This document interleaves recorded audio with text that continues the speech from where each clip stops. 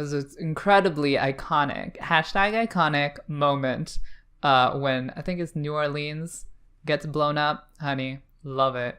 Beautiful animation. I am not a terrorist. Please do not arrest me.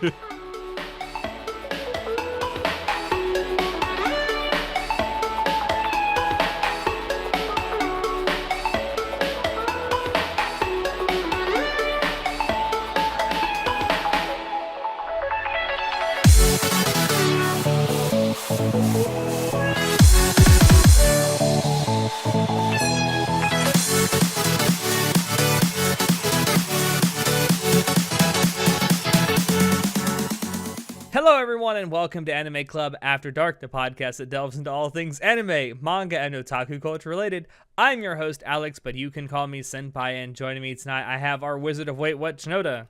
Ginger beer! Oh, I love ginger beer. It's delicious. And our Chivalry of Shotas, Shotaro. AKA Gucci Jesus, AKA the Blonde Ichiban, AKA the one-man boy band. Hi. What was all that? Watch Neo Yokio The one-man up in boy Christmas. band, didn't you hear? And you'll find out. Apparently I need to. Jesus. That was the gayest thing I've ever heard. So is Neo Yokio. I don't know if it's gayest, but it's up there. All right. So tonight we are going to be having a discussion about anime beginnings. So I do want to point out that I think we've already done an episode about endings, haven't we? At some point. Probably. If not, we need to. But I do want to talk about beginnings because for me personally, I think that beginnings are far more important than endings. As there's an old saying about how endings are far more important to a story than the actual beginning. I don't believe that it's true, but I don't think that everyone here agrees with me on that. Yeah, I disagree. You can start with a pile of shit. I don't care. The ending is important. The beginning, I don't give a fuck. Agreed. Beginning can be slow, boring, whatever. It's the ending that truly matters. Now, see, I agree with you that it's the ending that stays with you, but if the beginning's shit, I'm never going to make it to the ending to remember it. Honey, you underestimate your tolerance for shit, because I've seen your watch list, honey. Okay. Weird flex, but okay. I mean, it's just my personal opinion. And of course, it's going to be completely subjective because what you're looking for in how a story begins is going to be different depending on who you are. But for me, like I have this rule of 5 that I watch the first 5 episodes of a show before I figure if I'm going to drop it. And it's like, if it's not good in those first 5 episodes, I'm never going to make it to the end to begin with. So what's the point in having a really good ending if your beginning's going to be shit?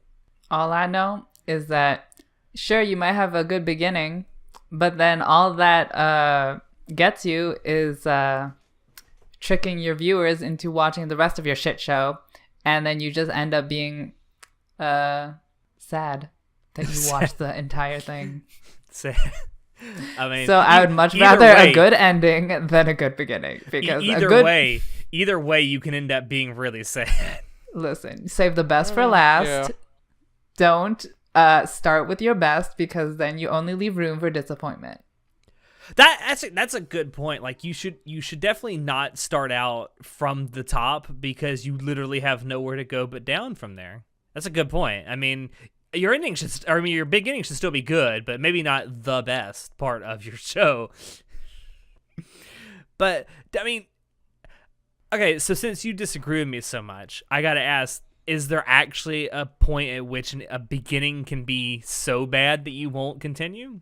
I don't know. There is for me. I'll Go say ahead. that. So, just for one example, take the show, currently airing show, Conception. Oh, Good God. God, it is so bad that I immediately dropped it. I You didn't and immediately drop it. I went to episode 2 to see if it can get any worse. It got so much worse. Then I dropped it. You and I actually watched this together on a live stream reaction thing that we did on Twitch, and I think by the time we got through the first 10 minutes, you and I decided, nah fam, this is enough for me. Honestly, yeah, like it really was that bad. And I, for some goddamn reason, went back for episode 2. It was a mistake. You fucking masochist. So there are bad ones that I will immediately reject. The way you phrase that. Very I know. Nice. Like I have a very low expectations for beginnings. Like if it appeals to me in some way, shape, or form, whether it be like the premise, the plot, the characters, the art, the atmosphere, then I'll give it a chance. It doesn't have to like wow me. I'm not expecting to be wowed, so I'm just expecting like a generally some way for it to appeal to me. See, you want a hook. You want some kind of hook. It doesn't have to be like a big hook, but some kind of hook. That's typically like a hook is at least a lot of people look for. Just some type of hook. That's all they need. I mean, that generally works for me personally. I wouldn't even like consider it a hook, because like a hook would be considered like a wow thing, honestly. I'm just Okay. like just basically a basic quality of the show that is good. That's what I'm looking for. I think that's what we're all looking for. So yeah, congratulations with figuring out what we really, really want. Mm-hmm. It just, for me, like, a good first episode or a good first couple episodes don't have to be a complete package. They just, like you say, they have to have something to draw me in, and it doesn't have to be the same thing for every single show that I start. Like, there's some anime that I've started where, like, the animation has been absolute dog shit, but yet, like, a lot of other things about it, like the story, the characters, the music really grabbed me, and it's like I kept watching it, and then sometimes the animation got better, and then sometimes it didn't. A really good example of this is an anime called Ping Pong the Animation, which I highly recommend to anyone who has a high tolerance for really bad animation. This show has a really good story to it, and it has really good music. It just has an animation style that looks like it was done by someone just entering art school. But if you can stomach that, it's actually a really good watch. So, and if I had been someone that's like, oh fuck, I can't stand bad animation, I would have dropped it like in the first 15 minutes. Oh, honey, that's like me with Moe. I can't stand it. Soon Soon as I see those big eyelashes on those huge eyes, I just like punch the screen. Or the puffy cheeks, like Onesa. Sure. I mean, that's like everyone has their one thing. It's like you see it in the first episode. It's like, nope, I'm done. Oh man. Yeah, I get what you're saying though. As long as it's got something to keep your like interest up, I think you can say it's a good opening episode, at least for you, if not necessarily just in general. Well, that's like, it's so subjective that it's like, oh, it has an element that appeals to you, then it's a good episode. I wouldn't, because like it didn't really do anything that crazy. It just like happens to fit the category that you want. So I don't know if I would call it a good episode. I would call it an episode that I would watch and follow up on. I can say I've actually had an interesting experience with that like recently, because I actually went back. So I love Naruto. I've watched it from the beginning. I actually watched it as it was airing from the beginning. I kept up with it all the way through Shippuden. I loved how it ended. But I think it was like 3 or 4 weeks ago now, I went back and I rewatched the first 4 episodes of Naruto, of the original Naruto series, not Naruto Shippuden, the original Naruto series. And I came to the conclusion that if this anime started now, I would have dropped it by episode 3. Oh, honey, that's same for me with a lot of shows that I watched when I was first getting into anime. And I thought about that, and I thought, I guess what you actually think of as a good, like, intriguing opening definitely changes with your taste, for sure. Oh, definitely. Also, I've seen so many shonen by now that I'm just so immune to all the tricks that shonen use to get you into them. Honey, what was a good first episode last season isn't a good first episode this season. Your taste changes every day. Well, they certainly change after what? It was 2003 when Naruto premiered, so yeah, Also- nearly 20 years ago. Also, why are you rewatching Naruto? That's what Boruto is for? Yeah, right? I don't know. I just, for some reason, I went back. I had been talking to someone, and they said, we were talking about how tastes change over time, and it got me thinking, well, what's something that I used to just absolutely adore and love and still kind of look back fondly on? It's like, why don't I go try and rewatch the first few episodes of that and see what I think of it now? And that's why I chose Naruto. I don't know why I chose Naruto, but I did. And I came to that conclusion. Like, if Naruto was a show that started airing now, I probably would drop it after about 4 or 5 episodes, based on assuming nothing changed, obviously. It's just, I don't know why I found that so fascinating, but I did. It's like, I used to think that Naruto had a really good opening, and now I go back and look at it, it's like, not really. Yeah, a similar anime for me is one that probably no one has heard of, Kyo Karamao, which I believe has well over 200 episodes. And it's an isekai with very dated animation. I have no idea when it was produced, but it looks super dated. And the only reason I watched all of it and was really into it was because, like, the main character had a really yaoi bait relationship with this other guy. And I'm like, oh my god, I need to watch every single episode. And you know, I would never do that again because, you know, I have higher standards now. I know what and hentai.net is now, and so I don't have to. That's a very important distinction. I don't have to go watch this yaoi bait bullshit for 200 episodes. Girl, I don't know how I had the patience to watch that, but I remember being so invested. And when I say this was a shit show, I mean that the main character went into the new world through a toilet, I'm pretty sure. So Jesus. That's how you know. But yeah, your taste changes all the time. Yeah. And it definitely, I mean, it changes what you're actually looking for and what gets you hooked on a show. And it's amazing to see how that changes over the years. At least it was for me. Have you actually had an experience like that recently, Shinoda, at all?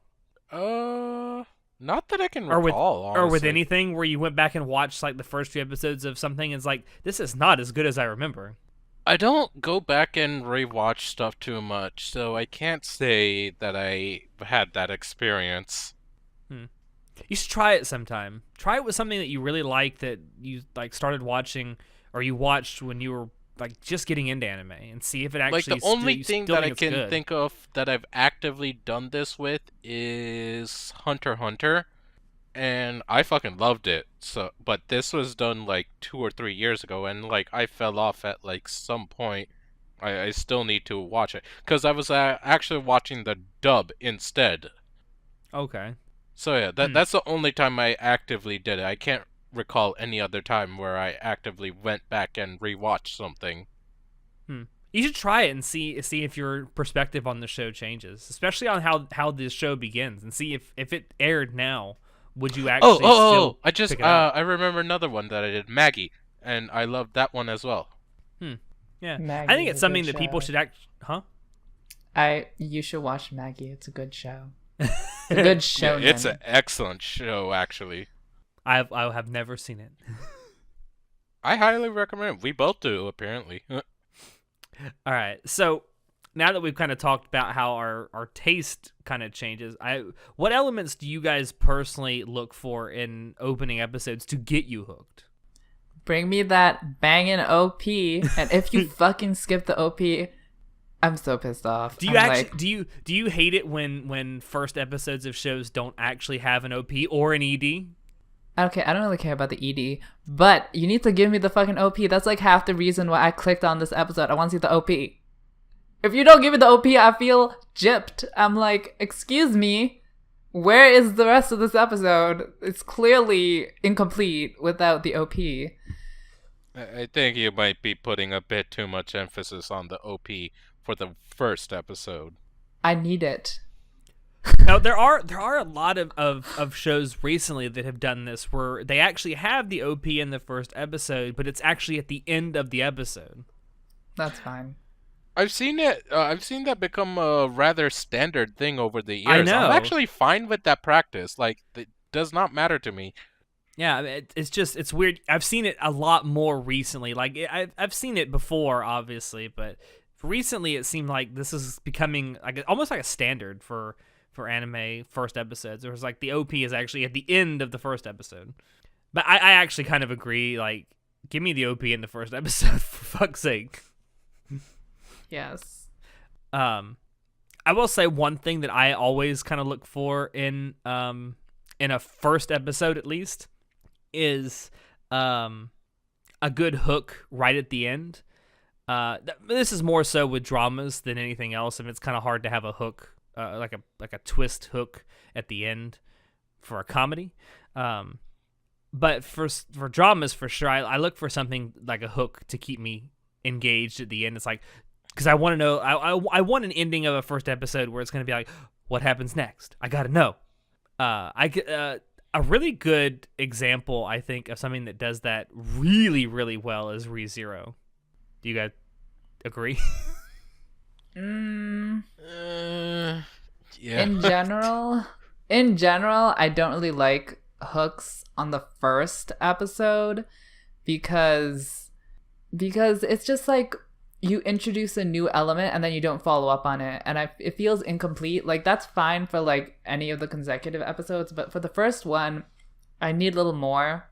But in the case of ReZero, I do enjoy the first episode of ReZero not because I want to know what happens next, but because it introduces the concept of going back in time, which I thought was a really cool concept, and I liked how they did that. So the introduction of the concept was good, regardless of the hook at the end. It's also interesting with ReZero because if you think about it, its quote unquote first episode is technically spread across 2 different episodes. Oh honey, side A and side B.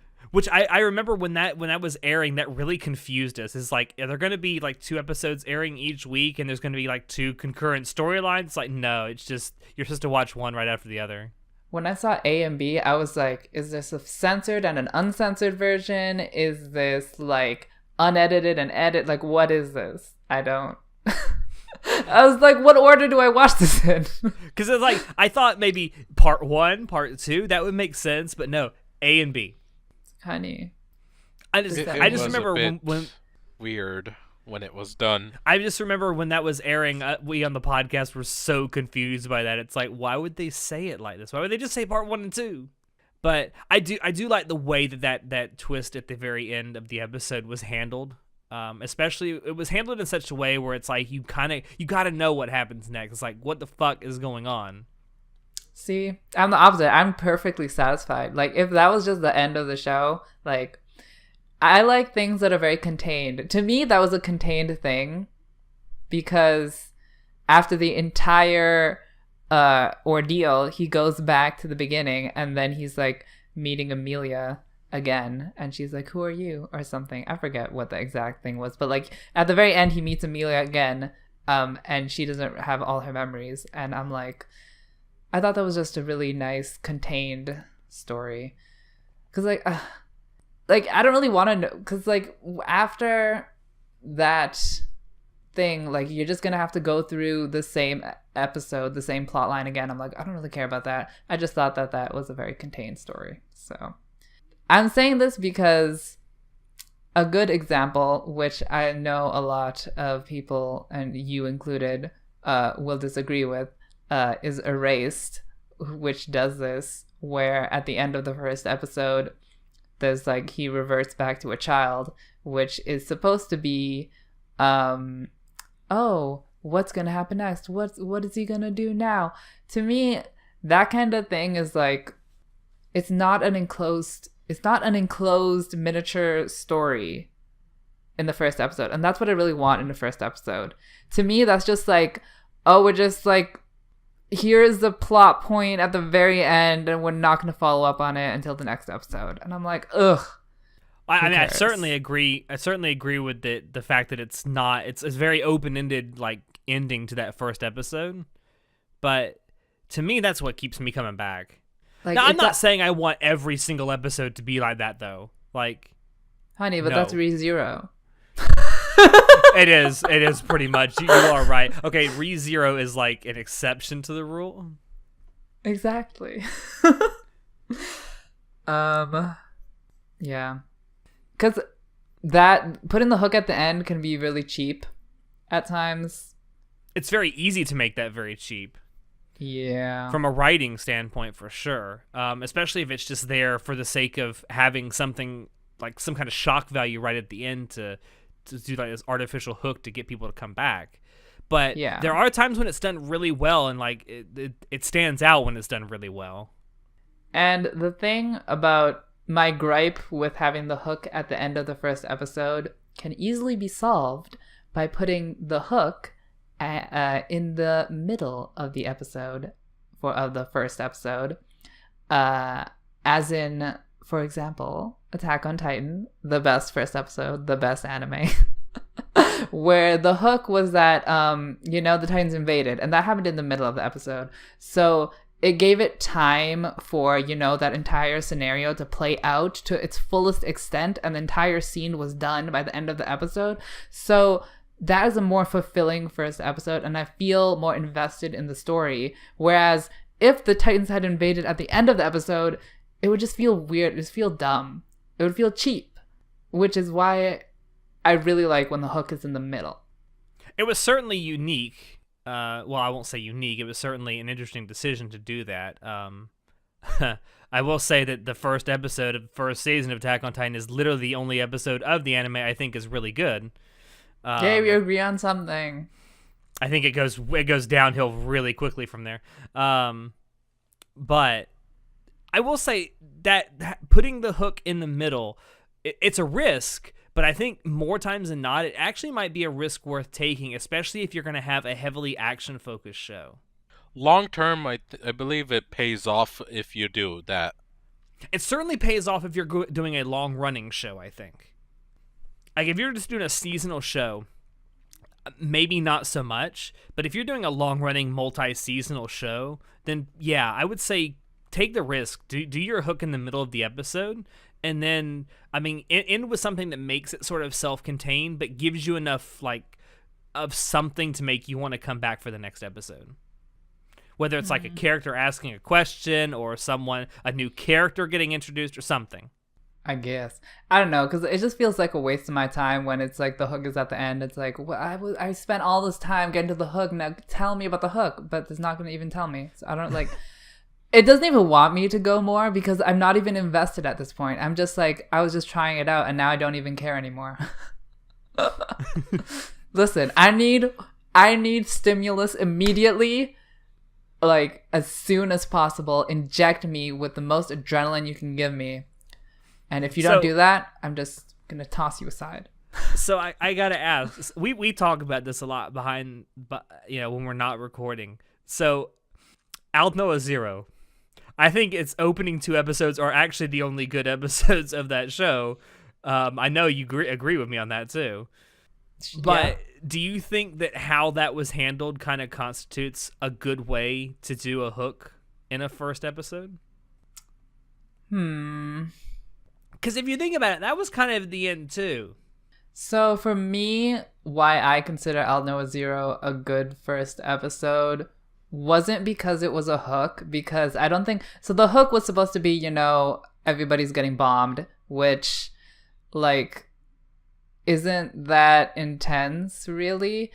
I thought it was really good because of the animation of how everything got bombed, the amazing music, how everything got bombed, and Hiroyuki Sawano. Exactly, and just like the theatrics. So that kind of leads me into another thing I look for in a first episode, which is the animation, the art, the Sakuga, the fight scenes. Sakuga. The Sakuga. Fucking weeb. But yeah, I thought that the Alno Zero's first episode was very theatrical, and it was an incredibly iconic #iconic moment when I think it's New Orleans gets blown up. Honey, love it. Beautiful animation. I am not a terrorist. Please do not arrest me. I just like looking at anime, okay? But yeah, that's what I like about the Alno Moshi Zero. Moshi FBI-kun. Oh god. I mean, I agree with you though. Like, I think that the first 2 episodes of Alno Zero, like, together constitute like a really well put together, well thought out setup and execution of how anime should begin. It goes downhill really quickly after that, though. Yep. And of course, those first 2 episodes are the only 2 episodes written by Gen Urobuchi, so don't judge an anime by its cover. Yeah. I guess. I mean, it's a good setup. It's a great setup in my estimation. It's just the execution beyond the setup is done so poorly. It's like, no. You blew it. Try again. Things blew up. Yeah, things blew up. You literally blew it. Try again, I guess. Try again. At least we got some good yaoi bait. That is the one positive I think you can draw from it, yes. Honey, I got the dojin saved on my hard drive. Oh, why don't you share those with me, Jesus Christ? So there's another element that I think you actually wrote this down here that also ties into something of an example of a well done opening. So fan service. How do we feel about having fan service in opening episodes? You know, initially I actually put that as a joke. Then I was like, wait, there's actually merit to this. Food Wars, man. Yeah, exactly. That's Who what I was asked thinking. for that? Have you wanted that? Seriously? Like, have you seen the first episode of Food Wars? It's pretty fucking amazing. It was a squid thing, though. Still, that's enough. Yeah. Oh, honey, not my kink. It might be not your kink, but it is a kink. I mean, but if you think about it, that first But episode like, of Food oh my Wars gosh, is... all I've heard about Food Wars is like, bad rep for the first episode, being like, he has a lot of fan service, but ignore it, it gets good. That's all. That's like, but that's the what thing. The everyone fan says. service doesn't really end. It does. It calms down as the show goes on. So yeah, there it is calms that. down for sure. But like, I love the first episode of Food Wars. The first episode of Food Wars, plus watching the entire first season, convinced me that this is a manga I need to read, and now I do, and I'm very happy about that. And I really hope it ends soon because it's starting to get a little ridiculous. I guess. But I don't know. I like the way that it was done. As I recall. And I may be slightly wrong about this because it's been 3 years now since they were the first season of Food Wars. I think it's been over 3 years. It's been a while. Let's just say that. Yeah.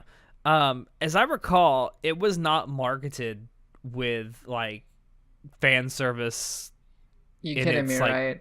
PM. I don't remember actually. I remember distinctively the PV showing Naked Apron Man, and that was why I watched Food Wars. Was like, hello, Mr. Naked Apron Man, let me see more of this. I actually don't remember that PV. I will have to go back and try and find that. But and I didn't even like Naked Apron Man.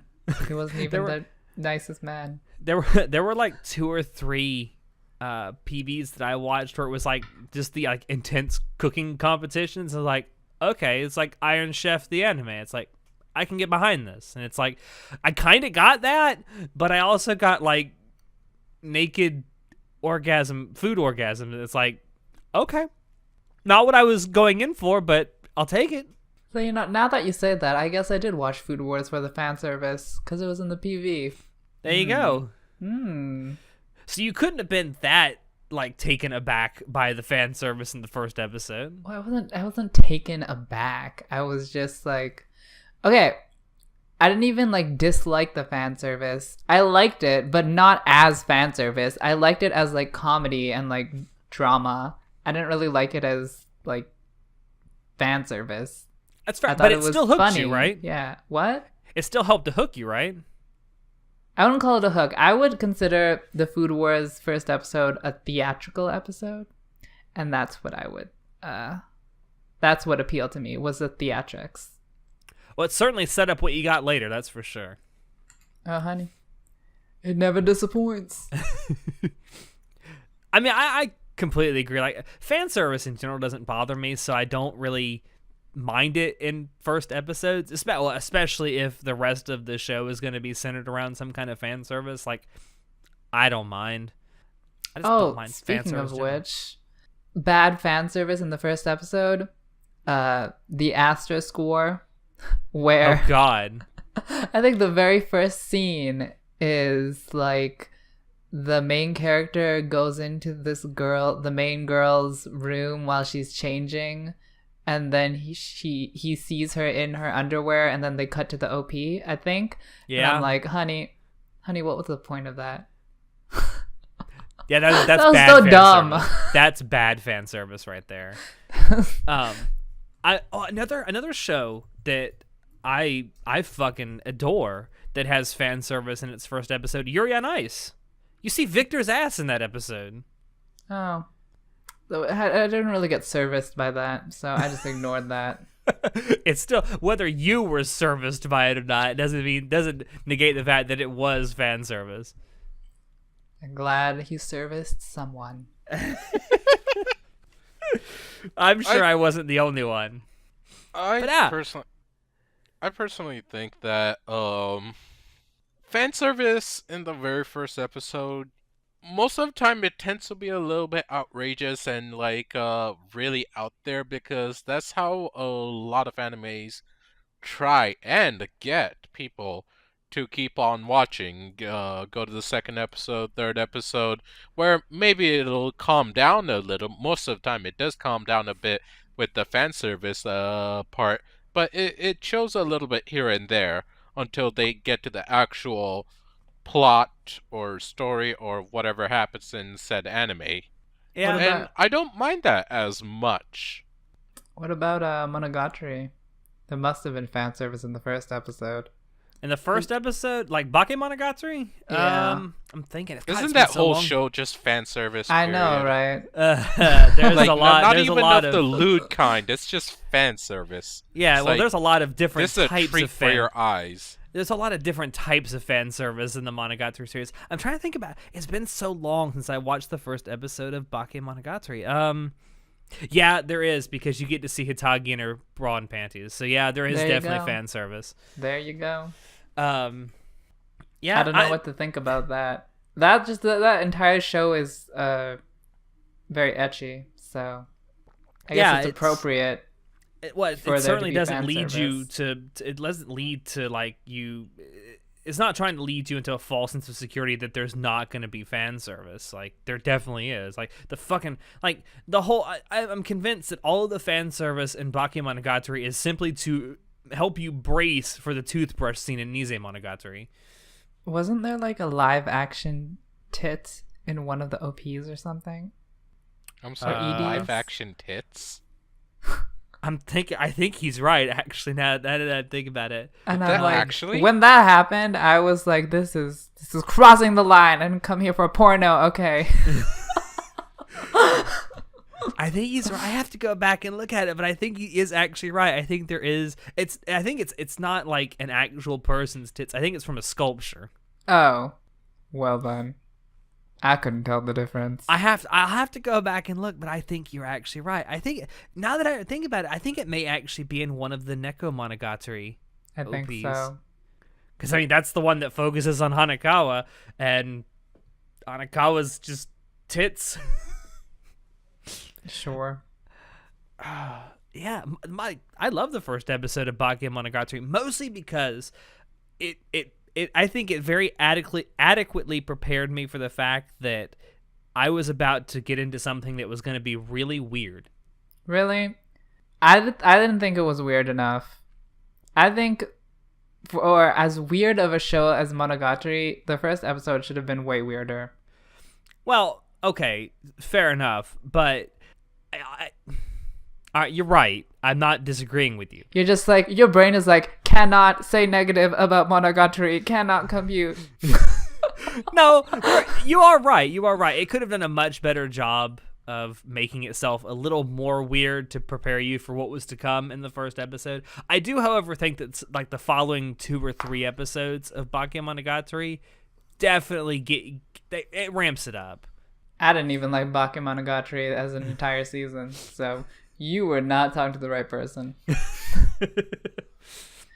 I don't know. I always felt that with Bake, the first couple episodes significantly hooked me enough to where it's like, I don't even care if this ends up being terrible. I want to watch the whole thing now. I don't know what you see in there, but okay. You see that live action Ted is what you seeing. It's a Neko, I think. Anyway, I was gonna go somewhere with this, but I completely forgot. You have me like tits and Nekos and the Monogatari. It's like, what? Jesus, where was I actually going with this? God damn it, show. Fans. Oh, I was gonna talk about the first episode of Goblin Slayer because that got a lot of people talking this fall season. And I'm actually curious. Well, I don't think, Show, you haven't even watched it, have you? No. I don't watch trash. Then fuck you. And I'll ask you, Chinoda. So, do you actually think that the controversies surrounding that first episode was actually like legitimate? To some part, I believe it was. I think it like, now that I look at it after a while, like, people do deserve a warning of like, hey, it's gonna be some very intense stuff that you might not be comfortable with. Like, at least a warning like that. Fair enough. Like, Crunchyroll should have definitely put some kind of a warning, whether like in text and like the description. Yeah, or something. like they did after it already aired. That's only because a bunch of people said rah rah rah rah. Yeah, violence. There was so much complaint about it. If they took the action beforehand, because they watch it first before they post it. I would hope they do. I'm pretty sure they do. I would hope they do. That'd be some shittiness right there. It's like, no, we're just gonna blind buy this. We're not even gonna watch it. Well, no, they need to translate it, so. But they don't have to watch. They could just listen. I'm pretty sure they. Anywho, moving on. So it's just something that they could have done. That's and they didn't. People complained. Then it happened, and whatever. At least it's finally on there, so I'm glad it's there. But I believe the controversy of it is somewhat justified. Overblown, yes. Justified, yes. Yeah, it's certainly overblown. I think that as much as people were concerned about the violence and the fact that there is a legitimate rape scene in the first episode, I think that while, yes, Crunchyroll could have definitely done a lot better at warning people that this is going to happen, and they could have done it even without spoiling it, as they ended up doing. Like, they didn't have to say, there's a fucking rape scene in this episode. They could have just done what they did. Put, like, a little thing at the beginning of the first episode and say, hey, there's some disturbing shit you're about to see. Are you sure you want to see it? I will say, however, after watching Goblin Slayer, as I have been doing, it is not necessary for them to put this warning at the beginning of every episode. Yeah, no, like, the first episode blows the whole series out of proportion. It is nowhere as dark as the first episode. Yeah. Like, the first episode is like you say, it's incredibly dark, and it probably deserves some kind of a content warning. It certainly deserved more than a TV PG rating, which is, I don't even know how. Like, how? But to me, that whole thing was blown out of the water. However, my whole point in bringing this up was that got people talking about Goblin Slayer. And I'm wondering if that controversy had not happened, would people have been so enthused with Goblin Slayer? Would people have even been? Because there's a lot of people who I've talked to who said that they weren't even thinking about watching Goblin Slayer this season, and then they heard about this controversy. It's like, well, I got to find out what's going on. Well, if there wasn't a controversy, they would just like rile up how there was an intense scene in the first episode. So I think it would have been popular either way. Maybe right. I just think that whole controversy certainly drummed up, like, it was like free marketing, basically. It definitely was. It most certainly was. I can guarantee you that there are a couple thousand people that decided to check out the show because there were so many people talking about it. Yeah. Anyway, that's the whole reason I wanted to bring it up, because I honestly think that may have actually been done intentionally. Like, I know it's part of the story, but still, like, I have to think that was done I almost think that may have been done intentionally on Crunchyroll's part. It's like, there's some disturbing shit. We should let people know. Okay, Alex, let it happen. I'm gonna stop you right there because you're saying that as if Crunchyroll is intelligent enough to do that. Okay, you make a fair point. You make a fair point. All right, moving on. So I think this is more. I think I know why this is here. So in light of having to actually sit down and watch Sword Art Online Alicization, which is a stupid name. What is everyone's thoughts? What is everyone's thoughts on first episodes that go beyond the actual, like, the typical length of the standard length anime of episode show? Yeah. Yeah, like if it's actually 30 minutes, whereas opposed to like 23 and a half minutes, or even double that at like 45 minutes, or like the season 3 Sword Art Online opening episode is 47 minutes long. Still didn't include an OP or an ED. Okay. I have something to say about this. I am fine with it being double length. That does not matter to me. I'm fine with that. Give me. But if you're gonna do it double length, make sure it's a damn good episode and not fucking 47 goddamn minutes of goddamn exposition. God, that... But Shinoda, you really need to taste the coffee. Let it sit. Yes, taste the coffee. Like, smell coffee it, gives me shit, so fuck coffee. Oh, shit. But I do love coffee. Literally. Still. You still love it, man. I don't drink it often. Just like SAO, man. Yeah, it's shit, but I still love it. Exactly. Give me more. Oh man, that first episode of the third season of Sword Art Online is so bad. It is. I don't understand. Like, okay, so as someone who writes stories myself in my free time, I'm by no means a professional or published author, but so take what I'm about to say with a grain of salt. Any television program, whether it's anime or not, that has nearly half of its first episode being exposition, that doesn't even move the story along, that takes place in the exact same setting and involves the exact same characters throughout, is an objectively bad thing to do. Honey, you want to talk about all those issues? Overlord, episode 1. That's why you should read the light novel. The light novel is worse. It's longer. There's more exposition. See, here's the thing about Overlord, though. Like, it does have a lot of exposition, but it's also, like, it starts to move the story along as it's giving you this exposition. It's not sitting in a fucking coffee shop for 17 and a half minutes. It is. The very first scene of Overlord is just Ainz just sitting there being like, this is a game. This is how you play. This is everything. This. And he's literally sitting, waiting for people to come by for the end of the game. And he's like, oh, this is my guild. This is the leader. I'm like, what? And in the light novel, it goes on for so long. But I actually liked it in Overlord. Even though it's super rambling, I liked it for some reason. And I don't know why. Maybe it's because you actually like the people who were involved with this. But it's like all the same problems that you mentioned for SAO. It's like he is like not even talking to someone else. He's just sitting by himself, talking to himself. Like for this entire scene, he's just sitting and then it's like all exposition.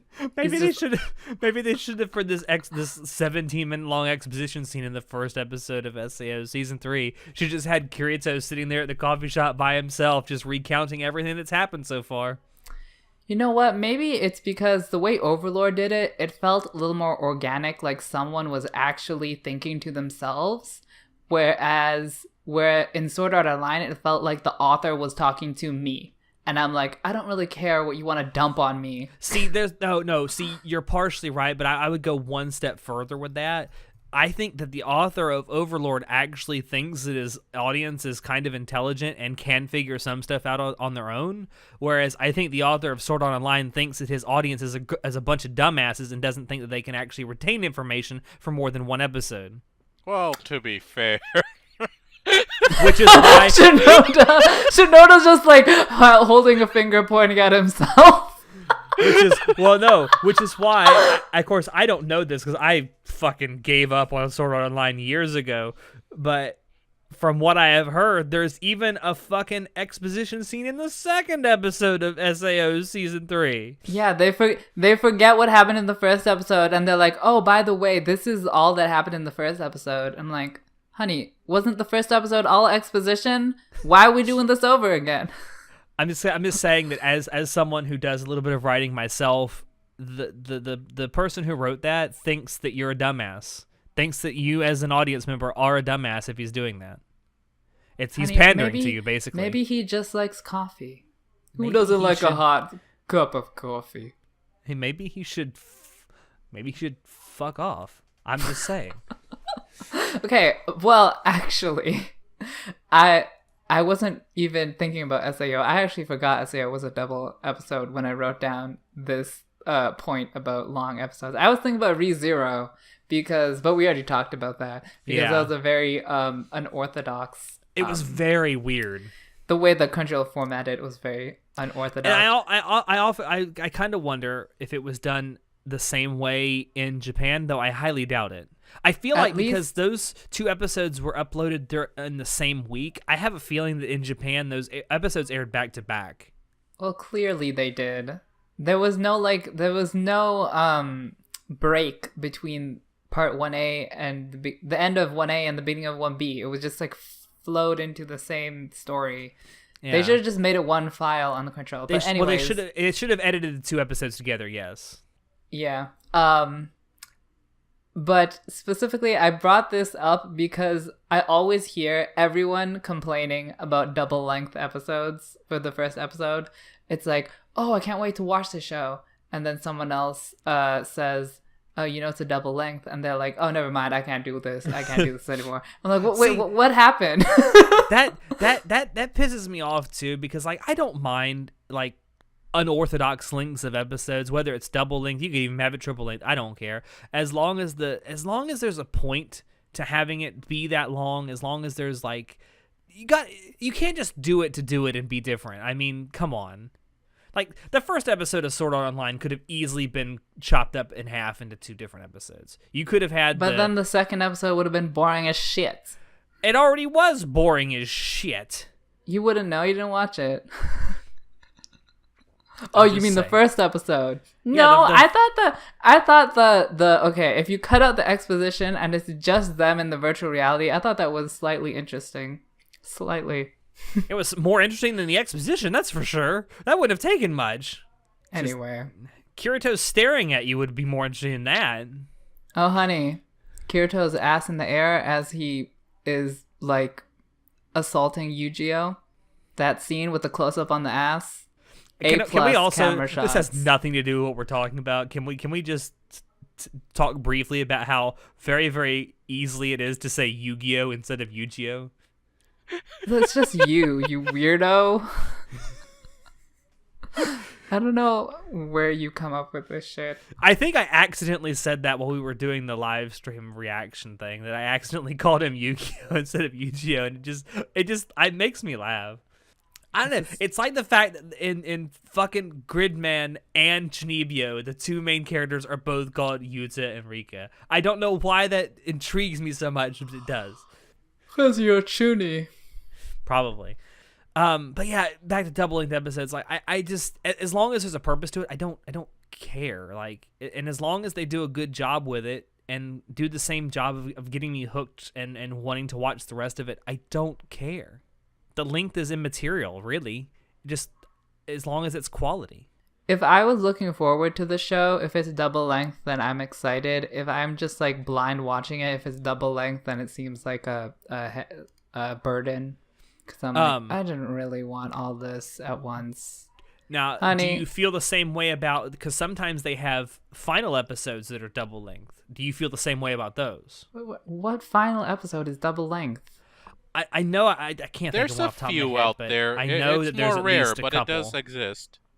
I don't think it was double length, but I do think that the final episode of ReZero was 28 minutes long, I think. I feel like it's super uncommon for that, and I feel like most of the time the episode is shit anyways. So I'm gonna say I don't like it because I can't think of any good ones. I can't think of many off the top of my head either. I know it happens. I know I've seen it. Well, I mean, hell, there's an entire series out there that has 45-minute long episodes. That's different. Yeah, well, I mean, every single episode is the same length, so yeah. you get used to it if you like it. Mm-hmm. I'm kind of like been bred to that phrasing. Where are you going with this? Where are you going with this show? I've been bred by my daddy. No, I've been bred. My God. I've been bred to watch anime in 24-minute chunks, and when it's like even like a minute off, I like start screaming. So I really enjoy my anime in 24 minutes. Like, so when you start messing with that, it's just my brain starts melting inside my skull. Yeah. I will say that I would personally like to see maybe someone do an experiment at some point where you actually have like a 12 or even a 24 episode show out there that has like 45-minute long episodes, and just to see how people would take to that. Because I honestly think there are stories you could tell with anime where that would be doable. Maybe. I just don't know if the fan base, because the fan base has become so accustomed to half-hour or less long episodes that I just wonder how it would be taken throughout most of the community. Someone should try that. The Trigger, you like to take risks. Do it. Don't do it. Don't do it though. I love you, Trigger. Don't fuck up. Oh man. All right. Well, we haven't really talked about a whole lot of anime that have very poorly done opening episodes. We've talked mostly about ones that we think that are very well done. So I just kind of want to end this with some really bad examples of opening episodes. Okay, you're gonna disagree with me, but I want to bring up Steins Gate because now you're talking about the original, right? Yes, the Okay. first one. I haven't watched any other versions. So, like, the first episode is just like set up for later on. For basically, it's set up for the end of the show, right? Where they explain what goes on. Yes. And like, but it has no impact if you don't know what's going on. Like, you only figure out what's going on at the end.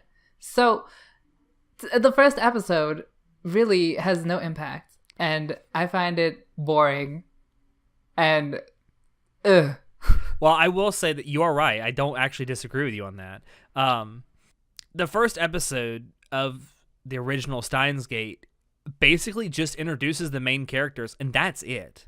Like, there's no real like impact to the story as a whole. It doesn't have it doesn't really play into what comes later. It's just simply a vessel for introducing the main characters. And I can tell you this, it's almost the exact same way in the visual novel.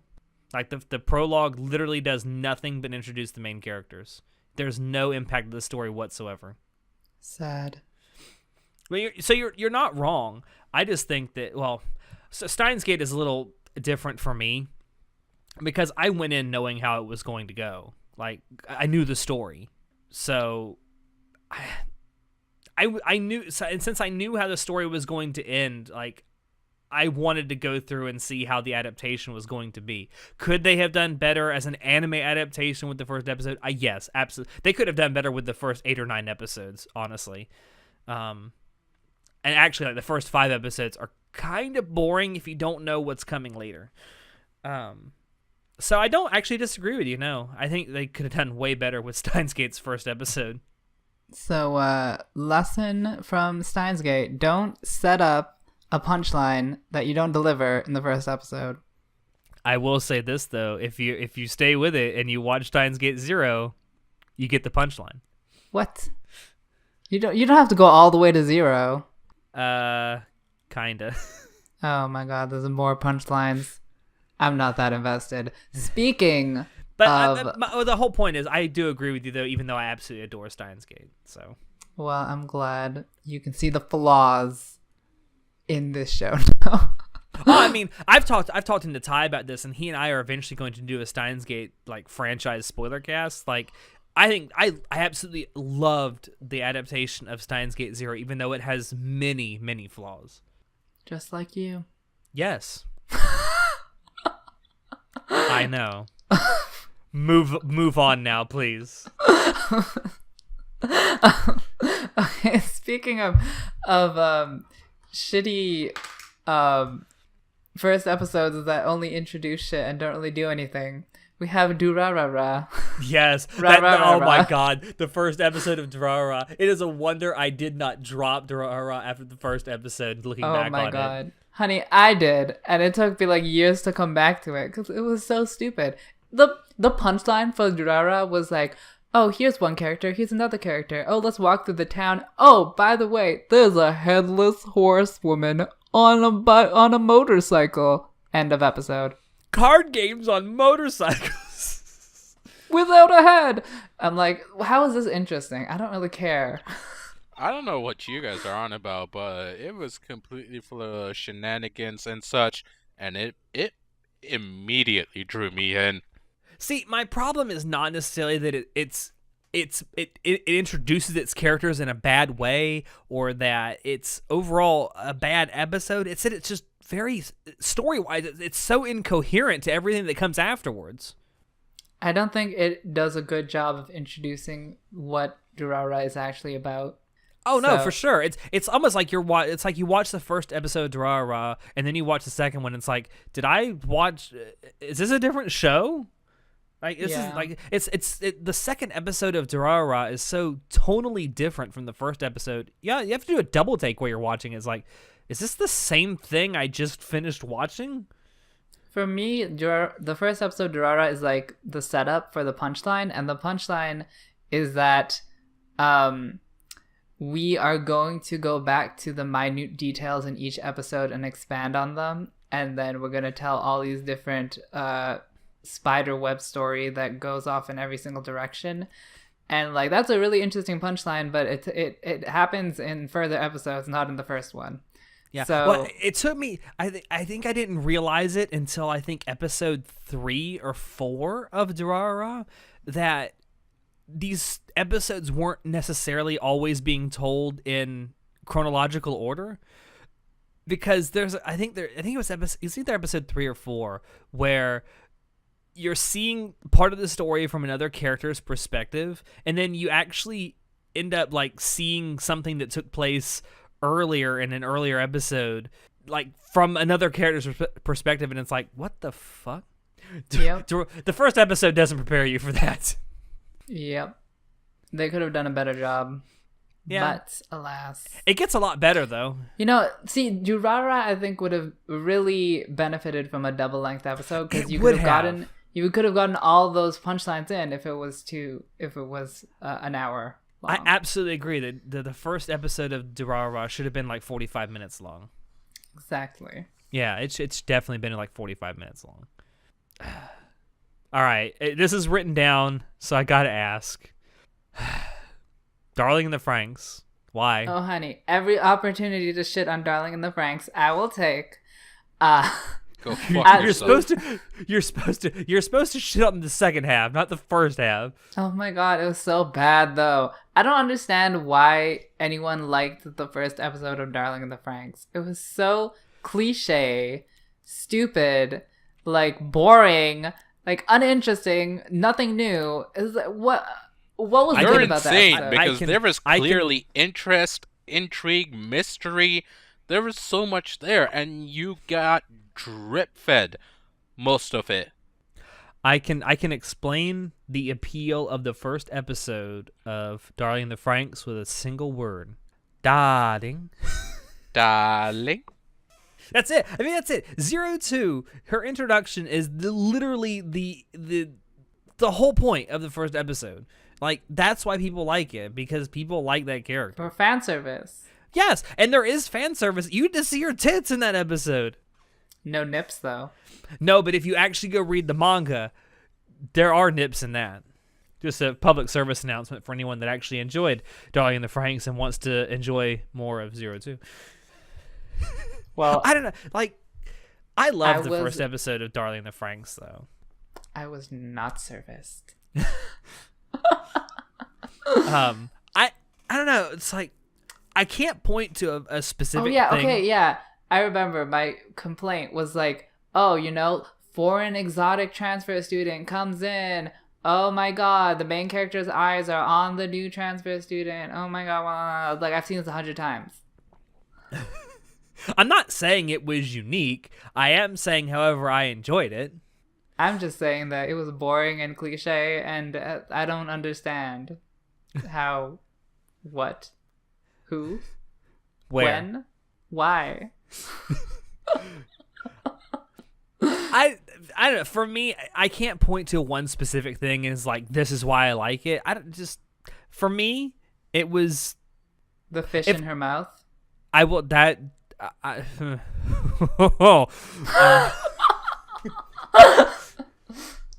Yeah. Honestly, they should have had the fish on her horn, because like she's like a harpoon with her Okay, horns. that would have been great also, actually. Or is that like racist? Racist? You what mean the fuck specious? are you talking about? Yeah. It's a cartoon. Whoa. That is racist. Yeah, that's racist. It fucking, is an fucking Alex. Anime, not a cartoon. Oh my god. Goddamn Southerners and their racism. Whoa, okay. Jesus. Okay. On that note, there's literally no better way to end this. So on that note, thank you all there for driving it to listen to us. We hope you enjoyed it because we sure enjoy bringing all of this to you. Fuck you, Chinoda. If you want to check out previous episodes of the podcast, you can find us on SoundCloud, iTunes, and YouTube. If you want to keep up what we're doing and have a little more fun, you can join our Discord server. Become a member of our Facebook group, follow our Twitch channel, and visit our website. And as always, if you have any questions, comments, criticisms, or concern on this or any episode, feel free to shoot us an email. Links to all of these things will be down below in the description. I have been your host, Alex, and I will see you next time. Say goodnight, everybody. I want a fish in my mouth. Oh, fish taco? No.